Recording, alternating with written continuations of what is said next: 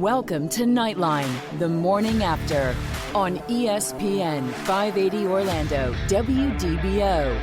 Night Nation's only call-in show goes live now.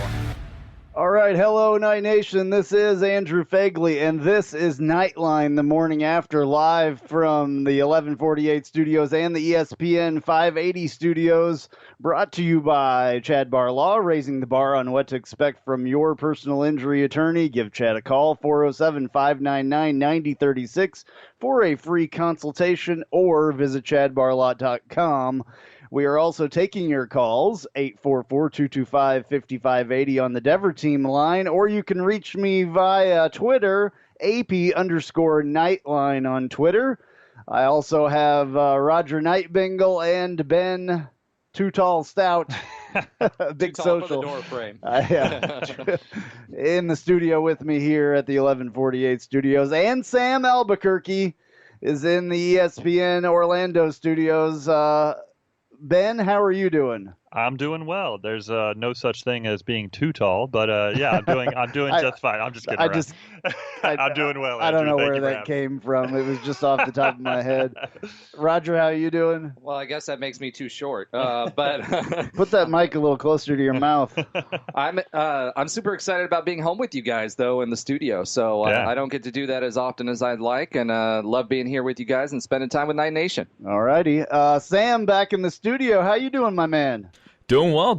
Life feels like it's starting to get back normal. I know we don't have football, we don't have basketball yet, but the Premier League comes back on Wednesday, I think, the 17th, so I'm excited about that. Yeah, that's cool. All right, good to hear everything's good.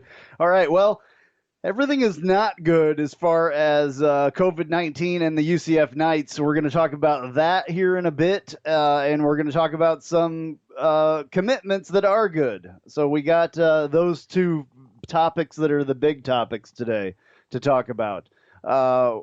Where should we start? Do you think we should just go ahead and talk about this this COVID-19 thing? Rip the Band-Aid off? Yeah, rip the Band-Aid off quick here. So, 3 players of the early group of the 60 that came back have tested positive for COVID-19. Football players. Doesn't mean they were symptomatic guys, but they have tested positive. I'm going to read a statement, which a lot of you have probably seen, but this is from John Hessler, that is the Senior Associate Athletics Director for Communications. And this is what he sent out to us, the media, on June 9th, which was, Monday or Tuesday, I think. Maybe, yeah, something like that. Monday or Tuesday, I think. All right, so please be aware that 3 UCF football student-athletes have tested positive for COVID-19. The 3 individuals were tested as part of the return of this month of 60 football athletes to campus for voluntary workouts. The 3 individuals who tested positive are in isolation for 2 weeks. The isolated student-athletes are monitored via daily wellness checks, and they receive contactless meal deliveries. The cases have been reported to the Orange County Health Department. Individuals with whom positive student-athletes have come in direct contact in the last 2 weeks are being traced and notified. The Florida Department of Health is providing additional direction on follow-up for those in close contact. Our top priority is to ensure the health and safety of our student-athletes, says UCF Vice President and Director of Athletics, Danny White. We will do everything necessary to support the student-athletes under our care on campus. Our plan and protocols are working. We continue to work through medical processes, and this initial testing phase shows us allows us to respond appropriately. So there you go. That's basically that. And then the team doctor, Jablinski, I guess. I don't know how to say his last name. These results are not surprising, given the number of tests that were performed, and the different areas of regions these players are coming from. It confirms the importance of the protocols that have been established through the work of multiple medical experts. And he mentions Orlando Health in there, obviously, and Jewett Orthopedic. So Yeah, I mean, not horribly surprising with all the stuff because we've been reporting and everybody else has been reporting that, there were some issues at Marshall, Houston, and there's issues all kinds of places as far as that goes now. I'm not surprised. I'm sure that these guys were asymptomatic as well. It doesn't say that, but I'm just assuming, and I know assuming blah, blah, blah, but I'm assuming that these guys were not aware whatsoever, or they wouldn't have been where they were at the time. You know what I'm saying? Right. So I think that it is what it is. It's gonna happen. It's good that they caught it, quickly, and I'm sure they tested everybody before they even stepped foot in the buildings and all that stuff. So I'm not horribly worried about this. If it goes too much farther and there's a bunch more that test positive, those 2 weeks are going to be long during the season. Yeah, that's for sure. And we talked about it last week when we kind of we read through and introduced the plan that Danny White and the team at Orlando Health and Dr. Jablinski, laid out for these athletes coming back to campus. And I kind of look at this with these 3 players that were tested as it's going to sound kind of funny to say, but it's kind of a positive thing in the sense that we early on were shown how we can respond well to an incident like this. It sounds like this is something that they were extremely prepared for, and they followed the protocols well because the protocols were put in place in a very smart and measured way. And I would rather them get tested. I should say the protocols rather be tested and kind of measured early on, as opposed to being surprised later on, or unfortunately not having a plan, which is what we've seen at some other universities as well. Houston being one of them. With they had a number of players, I guess, test positive, and they are shutting down their workouts. And so we don't want too many more to come, but it is good that this plan, the protocols that were put in place are being put to task right away, and it seems to be reacted in a very well way. Well, I think too, I mean, the big thing is this was part of the plan, right? We were expecting to find people. I mean, that's just general population in the United States, and specifically in Florida. It aligns right with that, right? So the big thing for us is just we've got the plan. We've got people isolated. They're not going to be infecting other people. Actually, one of the dads from one of the players that are on the football squad had mentioned they are asymptomatic. So I can definitely confirm that according to this father of a player on the football team who was there, that they were all asymptomatic. So again, we're being proactive with our approach. We've got a plan in place. And, you mentioned Houston. This brings up another thought bubble in my mind. It's, if all of the other teams in our league are not being as proactive as what we are, how does that affect us during the season? The other part about it is it also gives us the ability as a football team to not shut down or not run the reputational risk by a president of having, people that have COVID-19 be on, because it's not a good look. I mean, if you don't have a plan, it's not in place, it's not a good look, and it's a reputational risk for the university. So the presidents are going to start thinking about it. You saw that with Houston. They didn't have a plan in place. They had people who tested positive, and now they're shutting down practices and everything else. So for us, having a plan, being proactive, that's going to be an advantage long term, because we're going to get those extra practices in that some of these other teams that haven't been as proactive about it won't. So yeah, you're absolutely right. It actually it kind of exposes what you just talked about, kind of exposes the worry and the risk of college sports and college athletics in general. It's the disadvantage that college sports has in not having a centralized kind of governing body versus professional sports, of course, which is run by a commissioner and a whole board and all that. So it is interesting, and it does actually point to the need for especially conferences. And that conferences first, and then maybe a group of conferences getting together and really kind of forming a more centralized plan, or at least making sure that the proper protocols are in place at all of these schools. Because you're right, even if the AAC and Mike Oresco brings these presidents and brings these ADs together and say, this is our plan for the conference, that doesn't does that affect UNC, who's in the ACC that's coming in here on September 4th, hopefully. It does make it interesting for those visiting teams coming in if their plan is as shoddy or not quite right as we've seen in Houston this week. Sam, what have you heard in the national? I'll let you go with the national people with this. What have you heard from other institutions? What's the word nationally about this? Yeah, I don't know exactly the types of protocols that are being put into different schools, but you're seeing a lot of things on not in professional sports about players really taking a step back, specifically in basketball. Kyrie Irving, I think, led a conversation with 100 NBA players, guys like Donovan Mitchell and Carmelo Anthony, who are some of the bigger names out there, who are being hesitant into coming back. And the NBA has a specific situation that's even more precautious than what's going on college campuses, is this bubble city idea here in Orlando over at Wide World of Sports.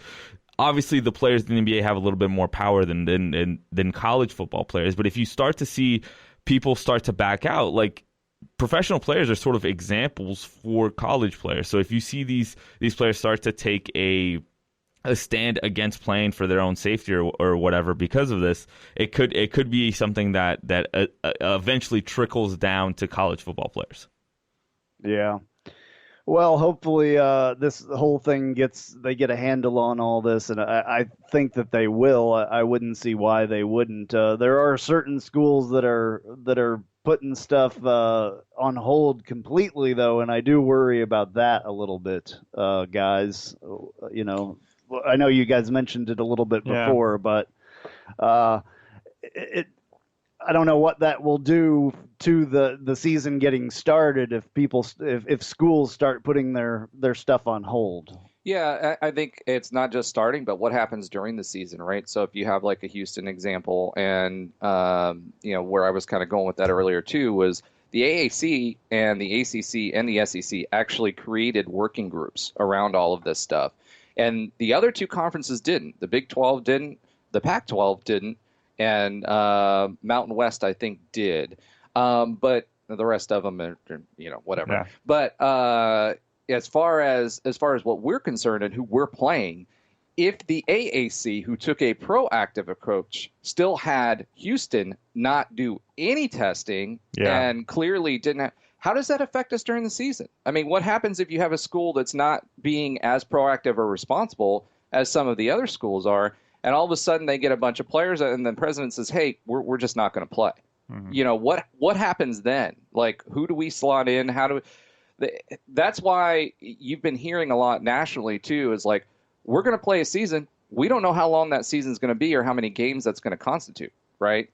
Yeah, I'm going to walk back a little bit what I said earlier as far as the whole centralized and plan and everything. I think certain plans, locations in the country have to be taken into account. So Houston has to make the best plan for them, right? Before their area, for their community, for their football team. And that plan has to be different than Rutgers or something in New Jersey area, right? So like that, it has to be different. But what needs to come down from a more centralized level is that they have to have a plan, right? Well, they have to have a proper plan similar to what UCF has displayed over the last 2 or 3 weeks. I know that we're homers and we think everything that comes out of Danny White's mouth is awesome. It usually is. Gold. It usually is. So, or actually, majority of the time it is. But I think that that's important. That there needs to be some sort of, as you said, committee formed that can kind of vet and make sure that these universities have proper plans in place. Well, and there's minimum standards, right? And it goes back to a minimum standards. And if other schools, to me, if I'm a school and I have student athletes and I'm an AD or a president, right, I want other schools that are going to be competing with us to have at least the minimum standards that we have in place. Yeah. So there's no collective agreement on whatever that is. So I get your point about, hey, it's different for each school. I mean, think about UConn was still in the conference, right? And we traveled to UConn. That's a hotbed up there. Connecticut was a hotbed for this. I, as an administrator, in order to protect my student athletes, my university, and my investment in these games that I have set up and my fan base and all this other stuff, you don't want a lot of volatility through this. I would want to make sure that we have some sort of minimum standards in place. And quite frankly, the NCAA, we all know, is too weak to do any of that. Right. So, and I think you're right, Andrew, when you bring up the point of we don't us as fans, we don't want to see universities be like overly cautious and like just not do anything, right? Because they're so cautious. Like, we don't want that because we want football and we want to be able to be there. But almost worse than that is that we start start activities and team activities, and we don't have the proper protocols in place, or we're not following the proper protocols, and the shutdown occurs after that because we have something is widespread. That's almost worse, because then the recovery or the timeline to get back to some form of normal sports is extended even beyond what we could have been if we were overly cautious. So it's almost worse. So long story short, I think UCF is handling this in the right way. Hopefully it doesn't extend too much further beyond these three players. But even if it does, I feel confident that they have the right approach and the right protocols in place. And I think that they will be able to handle extension beyond these three players. Yeah.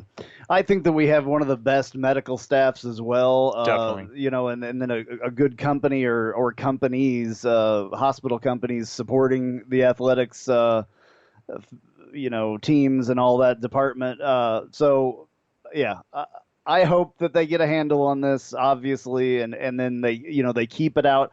We're also going to have the other players return as well. So this is just the first 60.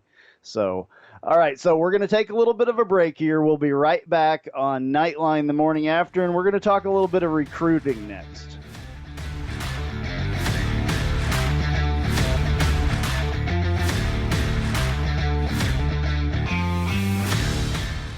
Golick and Wingo. I think this didn't work for one reason and one reason alone, and that's because that group of refs didn't want it to, because Al Riveron and these referees decided we're not going to overturn any of these calls, even in situations where the outside world looked and saw it was obvious. So I look at this and say, all right, if this group of people, the ones in this question that we've said over and over, these measures are there to help, are going to rebut this, how do we expect the Sky Judge to go much better? Golick and Wingo, weekdays from 6 to 10 on ESPN 580 Orlando.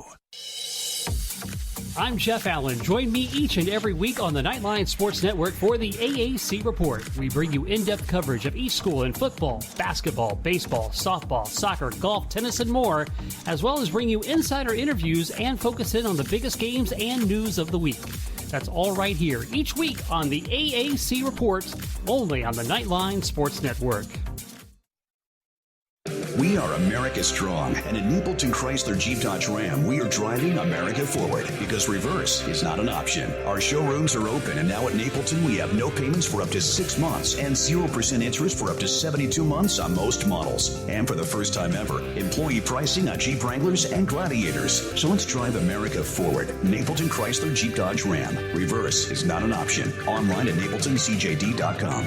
See NapletonCJD.com for full program details. Hey, this is Travis Dever, Kai's Real Estate, the Dever team, New Smyrna Beach. Your source for real estate and everything else, New Smyrna Beach. Proud sponsor of Knightline and Knightline Postgame Live. Call me anytime at 386-690-1636. That's 386-690-1636. Let me show you my hometown, New Smyrna Beach, UCF's favorite beach. Go Knights and charge on. If you have a specific medical problem, you call a specialist. Broken leg? Call an orthopedist. Cataracts? Call an ophthalmologist. At Premier Men's Medical Center, our doctors specialize in ED and PE. Listen to Dr. Schwartz, a renowned expert in men's health. I'm Dr. Schwartz. If you're experiencing ED or PE, Premier Men's Medical Center has custom blended medications to help you last longer in the bedroom, regardless of age or past medical history, with no pain or surgery. In fact, you'll see results right in the office, guaranteed, or your exam is free. Patients are now lasting 30, 60, 90 minutes or longer. And best of all, the treatments are affordable. Men, if Viagra, Cialis, or Levitra have let you down, call Premier Men's Medical Center for a private consultation with our highly skilled physicians. Call 407-270-3940.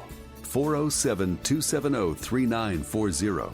That's 407-270-3940. Raising the bar on what to expect from your personal injury attorney is our commitment to you at Chad Barr Law. I'm Chad Barr, and as a UCF alum, I am proud to present Knightline, the morning after show, Central Florida's only call-in show dedicated to our UCF Knights every Sunday morning at 10 a.m. And remember, if you or a loved one are injured in an auto accident, call us at 407-599-9036 to schedule your free consultation or visit us at chadbarlaw.com. Our clients come to us in need and leave as family. Offices Altamont Springs. Go Knights, charge on. ESPN Radio. I worked in NASCAR. It was a constant apology for the Confederate flag. The sports news hasn't stopped. Baseball had a golden opportunity to be the first sport back. From Golick and Wingo in the morning. Instead, they decided, let's bigger publicly about money, because that'll get people back to our sport. Continuing all day. We've been working with Disney for months trying to come up with a World Cup type tournament. ESPN 580 and FM 96.5 HD2. And now, back to Knightline, the morning after, on ESPN 580 Orlando, WDBO. Call now at 844-225-5580 or text at 21232. All right, back on Knightline the morning after. I'm Andrew Phegley. We are live from the 1148 studios and the ESPN 580 Orlando studios, brought to you by Chad Barr Law, raising the bar on what to expect from your personal injury attorney. Give Chad a call, 407-599-9036 for a free consultation, or visit chadbarlaw.com. We're also taking your calls. If you want to give us a call, 844-225-5580 on the Dever team line, or you can reach me at AP_Knightline on Twitter. I'm Andrew Phegley. Like I said, we have Ben Stout and Roger Bengal here in the studio with me, and then back at the ESPN 580 Orlando studios, we have Sam Albuquerque. So we were talking about the COVID-19 thing in the first segment, and we talked a little bit about how there are 3 UCF players, all that stuff. I wanted to go back a little bit because somebody in the room here, I don't remember who, to be honest with you, mentioned that Schutt, I think it was Roger, the football helmet maker Schutt is trying to develop a different face mask or something that would provide more safety through, in some way for COVID-19. I don't know how you do that, but I'm a big fan of the UFC as well. Not only UCF, but UFC as well. Mm-hmm. And they've done a robust testing, system there. They've got it all worked out. Obviously, you don't hear a lot about the guys that have tested positive, but there has been a couple. But they haven't been around or anything like that. But those guys are sweaty, and girls are sweaty, rolling around on each other, fighting. There's blood everywhere. There's all kinds of stuff. And if they're not worried about it, why would football players be worried about, having, or why would Schutt be worried about having more of a face mask? That's my confusion with that. I mean, it almost seems like some of these companies are trying to make money off of the issue. And I mean, there's sweat and there's spit and all kinds of other stuff. But if UFC is doing it so well, why would in football that be a difference? I mean, I think you got to think that Schutt's they're a for-profit company, right? So I mean, they're call it taking advantage of. They're understanding the environment that they're in right now, and they're understanding the market that they're in, and they're coming up with a solution to some of these fears, I guess, if you will. As I said during the break, I can't imagine. I've never played football at any type of level beyond playing in the schoolyard, but I couldn't imagine having a full face mask. I'm uncomfortable in a grocery store having a face mask on my face. I can't imagine playing football with that. But that being said, if a player is more comfortable, or a coaching staff is more comfortable with their players having some sort of, as you called it, Roger, like a splash guard or something, to maybe quell the spread of COVID-19 if it exists on the football field. I don't know why they would be on the football field if they have it anyways, but maybe it's a good thing. Who knows? So I pulled it up online here, and I'm looking at it. And you know how they have you can wear the regular shield that covers your eyes? This one just comes down throughout the full face mask. That's it. It's clear. Right. Whatever. It's like playing in an astronaut helmet. Kind of. I mean, all it does, it's the same thing as you see on the top. The guys wear the Nike ones or the Oakley ones or whatever, dark or clear. It just goes through the rest of the face mask. So whatever, if they can, I guess they want to make some money doing something different. I think the key point for you, though, with the UFC and what you brought up with the UFC is they have a testing regimen a few days right before a bout, right? And not just for them, but for everybody else that's involved with putting on the event. So if the question is again, from a monetary perspective, is UCF going to then take the next step and start, a couple days before the game? Are they going to start testing? Because it's real dollars. I think one of the P5 coaches said their testing regimen right now costs $275,000 is what they're projecting out for their current football season, right? So if we're doing that, you're thinking about Marshalls of the world, you're thinking about FAU, FIU, we're going to be playing those guys. Are they doing that? And can they afford to do that in those lower? We can, but can they? Well, think about that added expense if the lost revenue occurs of not having fans or having limited fans in the stands, right? Like it's kind of like a double hit to the budget. You not only have to increase your budget from a testing perspective, you're increasing everything from from just the amount that you're spending, and you're not bringing in as much in. So it could really hurt a football program and a university from a budget perspective even further. Well, I mean, FIU, do they pull in $275,000 in revenue from the stands? I mean, UCF, obviously, right? Yeah. $2 million per game. FIU, maybe not so much. Probably not USF either. Oh, so. Well, a lot of those schools, though, they're going to have to, they're going to have to pay for it somehow. I mean, maybe the state is helping or something, but I mean, that stuff, it's got to be done. Mm-hmm. Although, like we've said in the past, and you guys, I think, said already, that the NCAA really hasn't laid down the law on any of that. So, one last thing I want to comment on the UFC, right? UFC is a sport that obviously, as you said, sweating on each other, bleeding on each other. I mean, it's a really tough sport and physical sport in close confines where you're fighting each other and there's blood involved. So I imagine UFC, they had a very extensive testing protocol for a number of things. When there's blood involved, you have to test your athletes on a very stringent level, right? So it may not have been that much of a stretch for them to add additional tests to their athletes in the week of the fight. And so, therefore, they were maybe more prepared for this than, of course, when you got 100 athletes involved on both sides of the field when it comes to a college football environment. Yeah, that's true.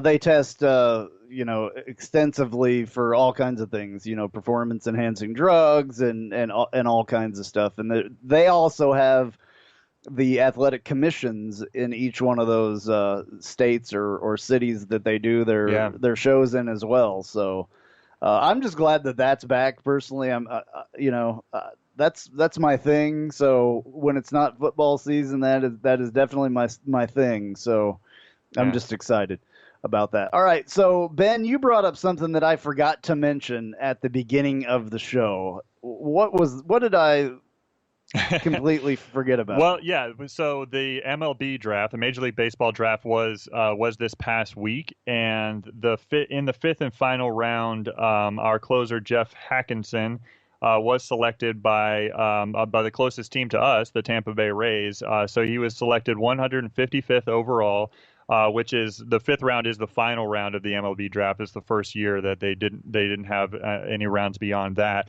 But from Jeff's perspective, it's not only great for UCF because it's the 13th straight year that we've had a draft pick be selected for Major League Baseball, but it's also great for Jeff. He's a kid that's actually from Tampa. He grew up going to Tampa Bay Rays games back when they were the Devil Rays, I'm sure, and so for him to be selected by his hometown team, whether you talk about Tampa or you talk about Orlando being a UCF guy that he is, I'm just really happy for him, and it's great for UCF baseball to have that streak alive of 13 straight MLB drafts of having a selection. Yeah, I think that goes both ways, right? Because he was a heck of a closer, and I was hoping to have him for one more year, considering all the close games we had. However, another good thing for him is since he went in the 5th round, and this was an abbreviated draft this year, that also helps us retain some of those folks. Mm-hmm. And for him, it's a $300,000 payday. So, I mean, you can't go wrong with that. Yeah, that's awesome. Well, I hope that he gets a chance to play because even being drafted into the MLB with their long process, that means nothing as far as, getting a chance to actually play Major League Baseball.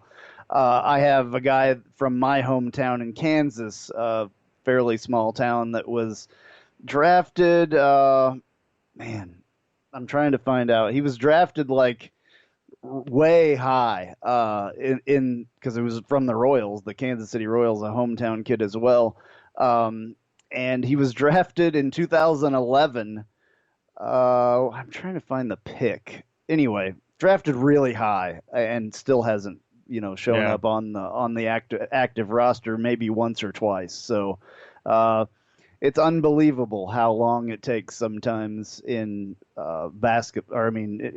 in baseball and basketball, really. And the NFL is a completely different thing. You'll see these guys on the field right away. A lot of times in the other leagues, you don't see guys out there for quite a while. So that's right. So. All right. Well, speaking of drafts and recruiting and all that stuff, we should probably talk a little bit about that because this is kind of exciting stuff that's going on right now for UCF. We got a couple of new, not signees, I will say commits this week. They haven't signed anything yet, but they have the verbal commits going on. Anthony Williams, a running back from Altamont Springs, 6'1", 195, a 3-star, which, again, I'm going to say the stars, but to me it doesn't matter at all how many stars the guy has. Agreed. It's just a rating that they're given. Nathan Boerboom, I don't even know how to say it. We'll just call him Boom. Yeah. From a tight end from Chesapeake, Virginia, 6'5", 227, big guy. And then Cole Joyce, a linebacker from Bentonville, Arkansas, home of Walmart, by the way, 6 foot, 225. This guy is the guy that I'm probably one of the guys that I'm the most excited about. Watching his film, this dude is fast for a middle linebacker, period. So, Roger, I know that you broke down the film and stuff. What do you got to say about this guy? Well, first of all, like you said, the speed and the ability to pick the right angle is the big thing that I see with him. He can sit back in coverage and still recover in the run game to help out in run support. He does a great job scraping along the line, looking for the gap, shooting the gap, and then getting into the backfield. His speed is just phenomenal. I mean, this guy can sit on routes in his own coverage and then just boom, all of a sudden he's back in the backfield. He's got a running back who's going east-west that he's getting down, or he's got time for a sack. So when you have a combination of good size, he seems like he picks his spots very well, and he can cover a lot of ground in a short period of time. That bodes really, really well. He also hits, man. I mean, if you look at him, part of that acceleration and speed, if you can get going, he's trucking people. I mean, it's not, hey, I'm just going to arm tackle you and get you down. I mean, he's really driving through the players when he does that. So he doesn't give up on any plays. He's got the speed to be able to recover and catch guys. And, he had 80 tackles as a sophomore. Right. I mean, a sophomore. He also has connections with Quaid Mogier, if I'm saying that right, a signee from last year that helped him influence the decision. But I'm just super impressed with him. He's got great size for a middle linebacker. He's got good instincts, and he takes really good angles. And people don't really look at that as often. But when you're playing in a middle linebacker spot where you've got to be able to move left or right, or adjust to a play, whether you're sitting back in zone or you're going in a run support or going on a blitz, it really, if you have the right speeds and cut the right angles, it really limits the ability of the offense to move forward down the field. All right, so he had some good offers. UCF, obviously, Arkansas State, Bowling Green, FIU, Hawaii, Houston, Liberty, Louisiana Monroe, Louisville, Southern Methodist, Tulsa, UAB, Arkansas, Missouri, and Nebraska. Anytime Nebraska is in there, I'm happy that we got the commit versus them personally.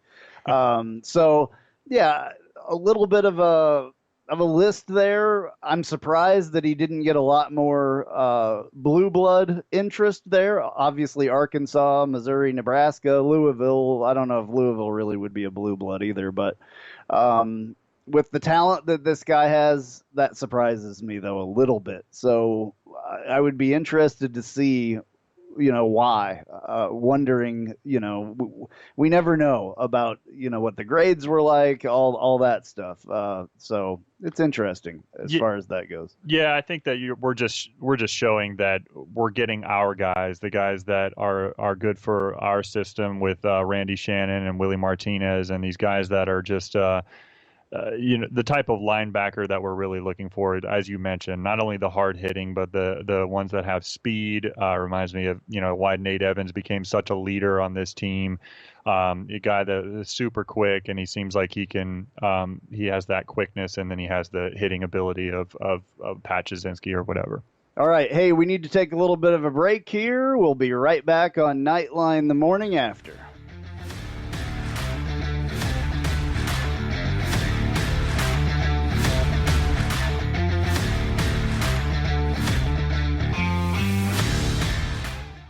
From First Take to your radio. They raised $20 million for COVID relief. That's great. There's Tiger Woods. Look over there. There's Tom Brady. Goats everywhere you look, unless it's Peyton Manning. And it's rivals and all that, and turned out to be the best version of what it could have been. Santa, I'm sorry. I hope you don't put coal in my stocking, but, not like Tyson Holyfield. First Take, your take. Weekdays from 1 to 3 on ESPN 580 and the TuneIn Radio app. Search ESPN 580.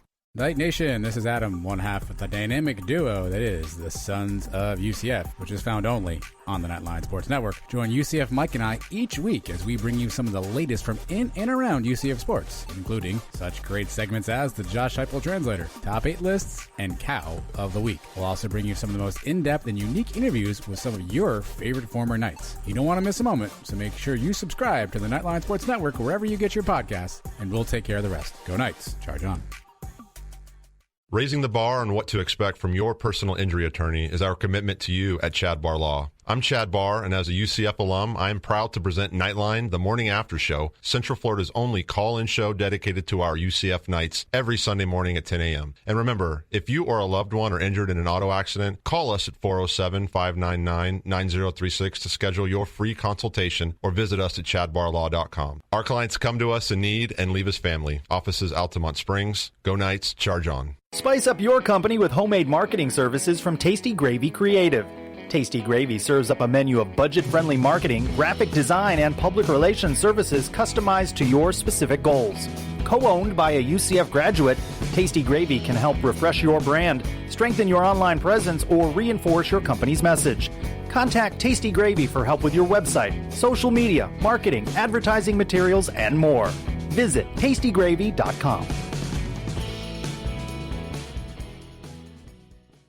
Hey, are you ready for some good news? Orange Buick GMC is having an early model year closeout sale. Look for 0% APR financing with approval from GM Financial on most new vehicles in stock, with closeout savings on new GMC Terrains, Acadia, Sierras, Yukons, Buick Encores, Envisions, Enclaves, and more, as well as great deals on all of Orange Buick GMC's pre-owned inventory. But it ends July 6th. Get lots more at orangebuickgmc.com. We are professional grade. ESPN Radio Classic. It was October 29th, 2014. Game 7 of the World Series between the San Francisco Giants and Kansas City Royals. I'm really, really excited about it, and I can't wait. I was just concentrating on making pitches. I wasn't thinking about how many innings I was going to go or how many pitches or any of that. Just thinking about getting outs. Tonight, beginning at 8 on ESPN 580 and FM 96.5 HD2. And now, back to Knightline, the morning after, on ESPN 580 Orlando, WDBO. Call now at 844-225-5580 or text at 21232. All right, back on Knightline the morning after. I am Andrew Phegley, live from the 1148 studios and the ESPN 580 Orlando studios, brought to you by Chad Barr Law, raising the bar on what to expect from your personal injury attorney. Give Chad a call at 407-599-9036 for a free consultation or visit chadbarlaw.com. He will take care of you. We're taking your calls if you want, 844-225-5580 on the Dever team line, or you can reach me, AP_Knightline on Twitter. And I want to remind you all that you can find all of the Knightline Sports Network content on KnightlineSports.com as well throughout the week. There's all kinds of stuff on there. All right, back with Ben Stout and Roger Nightbingle and Sam Albuquerque in the studio at ESPN 580. And we started talking about some recruiting. We talked about a little bit of baseball, a player getting drafted from the Knights into the Major League Baseball, which who knows when they're going to start back up. They're the one that's really dragging their feet on starting back up. Orlando is going to be the sports mecca of the world here in a little while with all the stuff going on here. The NBA is going to be here, all of them, all in one spot, playing out at Disney. And then MLS is going to be here as well. Those two things were announced, so wow. That's a lot of sports going on in Florida in general, and especially Orlando. So it could be interesting if those guys get off the Disney property at all. You could go out to your favorite restaurants and stuff and see like a lot of stars and stuff, people that you normally would not see around. So that's a good point. It's kind of like All-Star Weekend almost, even though they have to be very confined. Yeah, I don't know how much they're going to confine that, to be honest with you. See. I'm sure they're going to, obviously they're going to do their testing as well. So we're not on a lockdown. Orlando's pretty much wide open. So I bet you'll see these guys out. But you could, run into some people that you're not used to running into in Orlando. So that could be kind of cool in a way if you're, an autograph seeker or whatever. Want to get a selfie with a guy. I'm sure it'll be happening. I'm sure you're going to see a lot of that stuff. All right, back to recruiting a little bit here because we wanted to talk a little bit about our other guys. We talked about Cole Joyce, the linebacker from Bentonville, Arkansas. Let's talk about Nathan Boerboom. I don't know how to say it yet. We'll figure it out. They haven't put a pronunciation guide out on that one yet. It's spelled a little bit different. So it is spelled Boerbom. So Boerboom is what I think it is, but we'll see. We had this conversation a long time ago when we got Tyler Hudanik. Nobody could figure out how to say his name. People were saying all kinds of things, and I was like, "No, look, it says Hudanik," and I was right. But anyway, that's another. I digress. Well, just speaking of his last name, real quick, if it is pronounced Boerboom, I cannot wait to hear Eric Kohler say that name over Eric the Kohler, PA the stadium announcer, has all kinds of he'll have all kinds of fun with that. That one's gonna be he was excited about Nathan Boerboom coming. I guarantee that. Reminds me of Tukes when he used to say Tukes. Yeah. Okay, so this guy, 6'5", 227, this is the guy from Chesapeake, Virginia. We've got lots of tight ends coming on. I love that Alex Golish is here as our co-offensive coordinator. Came from Iowa State. He was the tight ends coach there and was an excellent recruiter.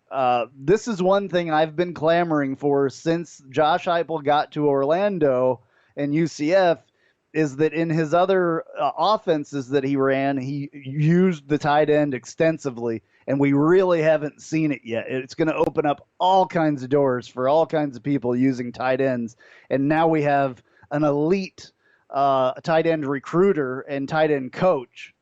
So you're going to see it happening, and we've got a couple. He's brought in a grad transfer already, and I just feel like it's really going to open that up. So I'm excited to see this guy. He's a fairly big guy. He's going to get bigger, 6'5", 227. That's pretty good for a tight end. Needs to put on a little bit of weight, obviously. He's got offers from UCF, Appalachian State, Buffalo, Charlotte, Coastal Carolina, UConn. No, I don't know why anybody would want to go there and play. East Carolina, Kansas State, Liberty, Marshall, South Carolina or North Carolina State, Old Dominion, Pittsburgh, Temple, Toledo, Virginia Tech, William Mary, James Madison, and Wisconsin. So there's a couple of Division II or Division. I always get this confused. I want to say FCS. Used to be 1A, 1AA, all that stuff. Yeah, I'm old. So anyway, pretty impressive list there, all the way through the gamut. So I'm glad that he is choosing UCF for sure. Roger, did you watch any of his tape at all? I did, and what really stood out, as you said, we haven't had a really good tight end presence going back to maybe the Fiesta Bowl team, right, or just after that. But at the end of the day, what the tight end position really does for us is it opens up the middle of the field, and it also eliminates the pressure on Dillon to have to run, because he's got now another option that the defense has to take account for. The other thing is our red zone offense has been pretty shoddy as of late, and when I watched the film, he was used a lot in that red zone offense. He snuck behind the defense, got a lot of one-on-ones. He had good hands, which is important when you're dealing with the red zone, because you're going to be battling for balls because the field is shortened so much. And then also his blocking was really good. So we've used the tight ends for blocking quite a bit for our running game, but we've really been missing that offensive threat, someone who can slip into the middle of the field so that when the Cincinnatis of the world are bum rushing you on blitzes, you've got someone who can make it hurt for a quick, 2-3 step drop and pass it there and really hurt them to make them, dial that back. So if anything we could do to keep pressure off the quarterback and not force them to have to run to do that is key. All right. So also Anthony Williams, running back from Altamont Springs, 6'1", 195. And I know there's some guys that are excited about having this guy. Had some good offers as well, really good offers for this guy. UCF, Charlotte, Coastal Carolina, Duke, Florida, Florida International, Indiana, Kent State, Louisville, Miami, Mississippi, Pittsburgh, Florida Atlantic, Kentucky, Maryland. Hometown kid, right from here. Quite a runner. Roger, very quickly, because we have like 2 minutes. Okay, really quickly. He played with Cam Good at Lake Brantley, so there is a relationship there. He's 3-star. He's 6'1", 195 pounds. He had 1,028 yards and 13 touchdowns last year, which is huge. He's a north-south runner, and he has some serious jets. So usually you'd get that. You don't have the bruiser, but he's also a bruiser and moves piles. So he doesn't go down on first contact and does a great job breaking tackles. He had he did extremely well on goal line situations. So again, that's another area that we were looking for help on, and his size helps him. He's a patient runner, and he just hits the jets. And when he does, he hits it with one step and he explodes. He ran a lot of reverses. He got a lot of passes in the flats. So when you're looking at that for bubble screens and those kinds of things, he's got good hands. He's got jets. He's a bruiser, and he's got goal line offense, which makes him a key. All right. Well, that was really good there with your speed. I appreciate that. We still have, about 30 seconds or whatever. It was pretty good, though. Pretty good. Andrew, sometimes I have to sometimes I have to cut Roger off a little bit because he gets going. He's so excited about this stuff. Sam, were you trying to say something there? Yeah, so I went to Lake Brantley. So I was going to say, since Raj left a couple seconds here, I wanted to throw in that Brantley is a single wing flex bone sort of triple option offense.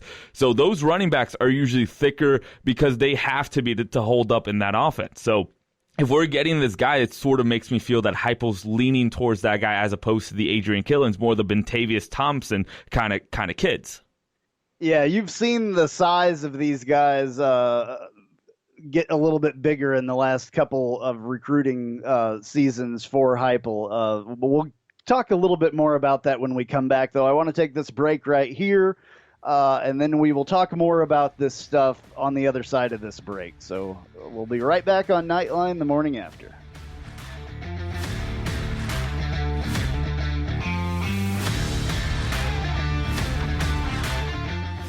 Still wondering what to get Dad this year for Father's Day? Do you even remember Father's Day is coming up? Look no further. ESPN 580 has your Father's Day covered. Listen each weekday between 4 and 7 p.m. for your chance to win Dad a free case of beer, and he'll be entered for a chance to win a $250 grand prize gift card from Tools Ace Hardware. Just head on over to ESPN580Orlando.com for all the details. All winners must be 21 and older to win. Let's say you have ED, male impotence, or maybe you suffer from PE and can't satisfy your partner. If you have either or both of these embarrassing conditions, Premier Men's Medical Center has the solution. Meet Dr. Schwartz, a specialist in men's health. If you're experiencing ED or PE, Premier Men's Medical Center offers custom blended medications designed just for you. There's no pain and no surgery. If you have diabetes, high blood pressure, or prostate issues, not a problem. If Viagra, Cialis, or Levitra have let you down, Premier Men's Medical Center has patients lasting 30, 60, 90 minutes or longer. You'll see results on your first visit, guaranteed, or your first visit is free. And best of all, it's affordable. For a private consultation with our highly skilled physicians, call 407-270-3940.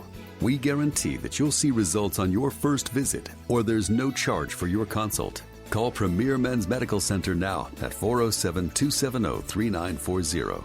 That's 407-270-3940. You make sure his toys don't have any sharp edges. You taught her what to do when the smoke alarm goes off and to wear a helmet when she rides her bicycle. You do so much to keep your child safe. But are you using the right car seat for your child? Car crashes are a leading killer of children ages 1 to 13. Protect your child's future at every stage of life. For information on the right seat for your child, visit safercar.gov/the right seat. A message from the National Highway Traffic Safety Administration and the Ad Council. Sí, very intrigued by the Dan Le Batard Show on ESPN Radio. Have you ever had a bad feeling about that pizza? 51% of the audience said yes. What? They said yes. They've had that feeling, that bad feeling about the pizza. It's no longer the flu game. What a sad day. Yeah, it is sad. Dan Le Batard, weekdays at 10 a.m. on ESPN 580 Orlando. And now, back to Knightline, the morning after, on ESPN 580 Orlando, WDBO. Call now at 844-225-5580 or text at 21232. All right, back on Knightline the morning after. I'm Andrew Phegley, and we are live from the 1148 studios and the ESPN 580 Orlando studios, brought to you by Chad Barr Law, raising the bar on what to expect from your personal injury attorney. Give Chad a call, 407-599-9036 for a free consultation, or visit chadbarlaw.com. He will take care of you. You can reach me, AP_Knightline on Twitter, and you can find all the Knightline Sports Network content on KnightlineSports.com. Right now, we're gonna continue our talk about recruiting a little bit. We left you the last time, and we were talking before the break. We were talking about our running back coming from Lake Brantley. Sam, you were saying you went to Lake Brantley. Say again what you said before. It was kind of we were short on time. So yeah, no worries. I was just mentioning the offense that Brantley ran. I haven't seen Anthony specifically, and I haven't watched this Lake Brantley team in a while, but that offense is a flexbone triple option, like heavy power running sort of offense, and it's always been that way. And my point was that you start to see Josh Heupel's imprint on the recruiting aspect of this. He's leaning towards those thicker bruiser sort of backs, as Roger was mentioning earlier, him in the goal line, him in short yardage situations. So we see him shift away from the Adrian Killens, I can't remember, Otis Anderson types, to more the Bentavious Thompson and now I guess Anthony Williams types. Yeah, I think he wants to balance it out a little bit, right? We saw Cale Sanders as a recruit that we also got as a running back. He's a little bit smaller guy, so I think he's looking for him out of that lightning and thunder and lightning type mix up that he had last year with Taj McGowan. This Anthony Williams reminds me a lot of Taj McGowan, just the way he's like upright running style. When he gets in space, he can run away from people, but he's strong enough to get through that line, a real north-south runner. So I like that about him. Well, I mean, the big thing, too, is he wants to run in between the tackles, right? Of course. And when you have smaller guys, that's harder to do. And the big thing that came out on his tape is he doesn't get tackled the first time. He's dragging people on the way. So when you're running between the tackles, you need that. Yeah, we have another a little bit smaller of a guy as well that we recruited and signed for this year as well that we haven't seen. Looking forward to seeing Johnny Richardson. Yeah. I think this guy is going to be a fun player to watch. 5'7", 178. So he's a little taller than some of these guys, I guess. Maybe not, but he's a small guy, so he'll be fun for sure. I think that he will bring the speed and will be an exciting type of a player. I think that he's that kind of a guy. He may be a little bit of an Otis Anderson type of guy. Yeah. So we need that in his offense, in Heupel's offense. He's the type of coach that, as you said, he wants to go man on man and show that we're bigger and stronger than you. Go north south, but we also need those quick running backs that can get into space, catch the football, and get going. So it provides a dynamic to our offense, which is great. Absolutely. All right. Well, this was kind of a short segment here. We're getting close to the end. I want to just thank everybody that's listening. We appreciate it. Ben, thank you very much. Roger, thank you very much. Sam, back in the studio, thank you very much for taking care of us and giving us your commentary as well. We appreciate it. And we will be back next week, the exact same time, exact same place on ESPN 580 Orlando. This has been Knightline the Morning After, and we will see you next week.